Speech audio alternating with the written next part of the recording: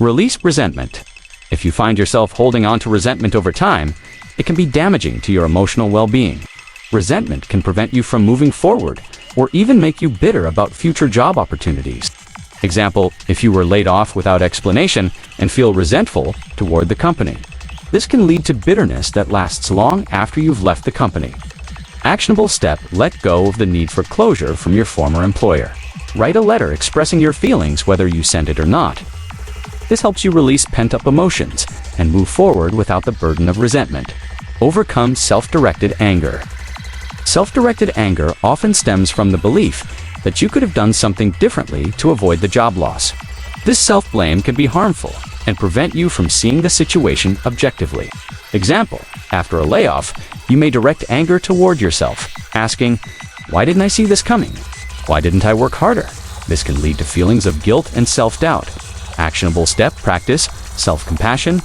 Reflect on your accomplishments and recognize that job loss often involves external factors outside of your control. Remember, you did your best, and this is a temporary setback, not a reflection of your worth. Channeling anger into productive action. While anger can feel like a destructive emotion, it can also be a powerful motivator when channeled effectively. Using your anger to drive positive action can help you regain control and set the stage for new opportunities. Actionable steps to transform anger into productive energy.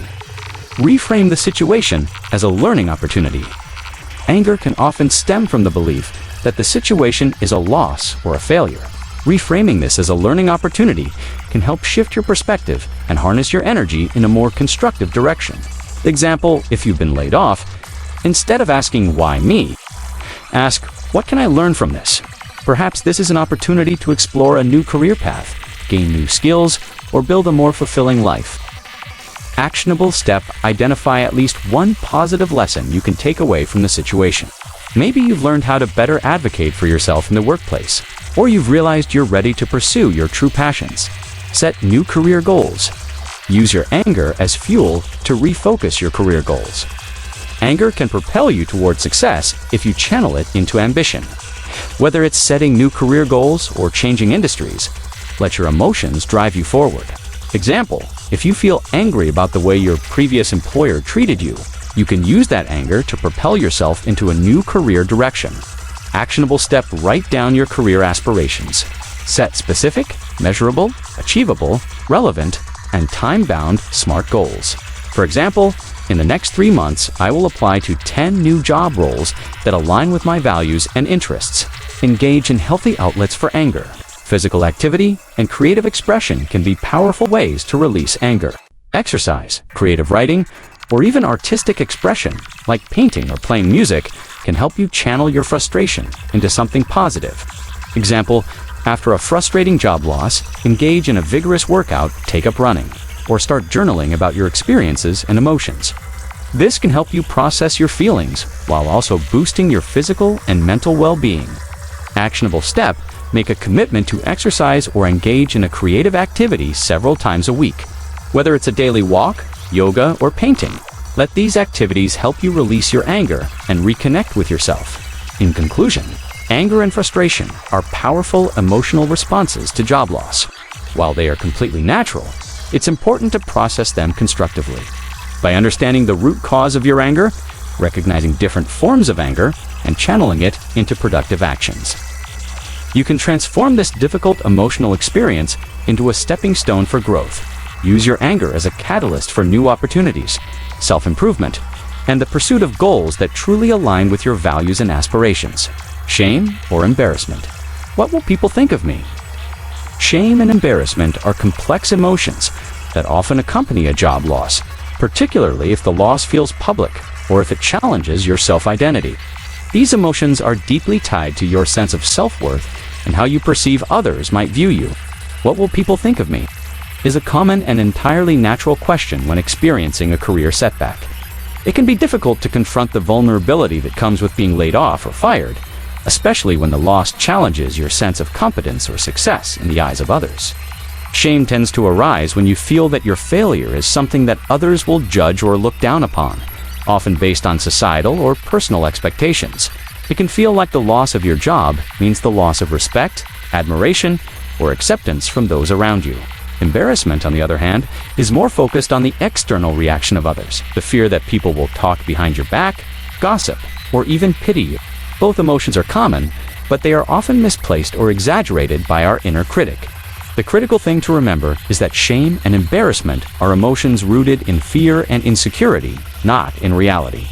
While they are incredibly challenging, there are ways to navigate through these feelings and turn them into opportunities for self-reflection, growth, and personal empowerment.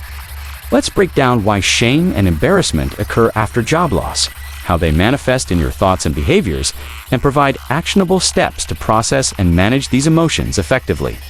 Understanding the roots of shame and embarrassment, why it happens. Shame and embarrassment after job loss are often linked to your self-identity, social image, and the fear of being judged. Losing a job can challenge your perceived value both in your own eyes and in the eyes of others. You may feel that the loss of employment is a reflection of your failure, not only as an employee, but also as a person.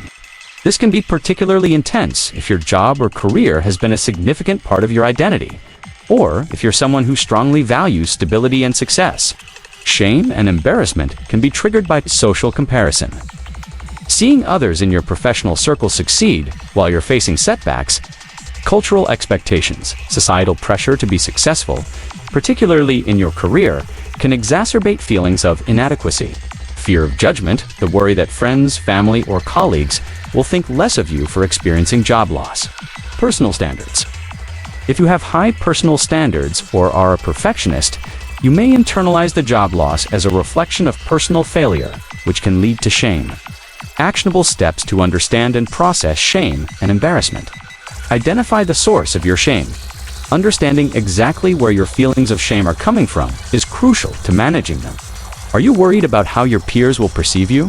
Is it about feeling like a failure because you didn't meet your own expectations? Understanding the root of these feelings helps you address them more directly.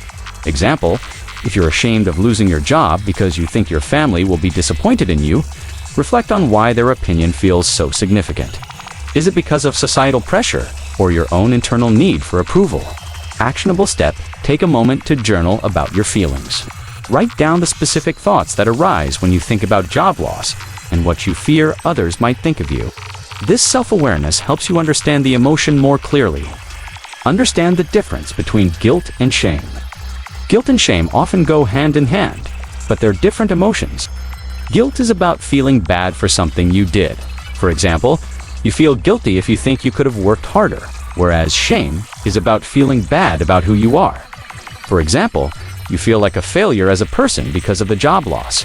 Acknowledging this difference allows you to separate your actions from your identity. Example, if you feel guilty about how your job loss affects your family financially, that's a guilt response. If you feel like you've somehow failed your family or society as a whole because of the loss, that's shame. Actionable step, reframe your thoughts. When you start to feel shame, remind yourself that your worth is not defined by your job or career. You are more than your employment status. For instance, instead of thinking, "I'm a failure," shift to "This is a setback, but it doesn't define who I am." Challenge your fear of judgment. One of the biggest drivers of embarrassment is the fear of what others will think of you. This often stems from unrealistic expectations or assumptions about how people perceive you. It's essential to challenge this fear by recognizing that most people are more focused on their own lives than they are on judging yours. Example, you may fear that your colleagues will pity you or gossip about your job loss, but in reality, they are likely dealing with their own challenges or concerns. Actionable step, reflect on past experiences where you feared judgment only to find that people were supportive or indifferent. Remind yourself that others' opinions of you do not define your self-worth. You have the power to shape your narrative. How shame and embarrassment manifest in thoughts and behaviors. Shame and embarrassment can deeply affect how you view yourself, how you behave in social situations, and how you engage with your professional network. These emotions can lead to avoidance, withdrawal, and even self-sabotage. Manifestations of shame and embarrassment. Withdrawal, avoiding social interactions, or distancing yourself from friends, family, or former colleagues out of fear that they will see you as a failure. Overcompensation. On the opposite end, you might overcompensate by pretending everything is fine, putting up a facade of success when you're really struggling. Excessive apologizing. You may constantly apologize for your job loss, or feel the need to explain yourself in a way that seeks others' approval.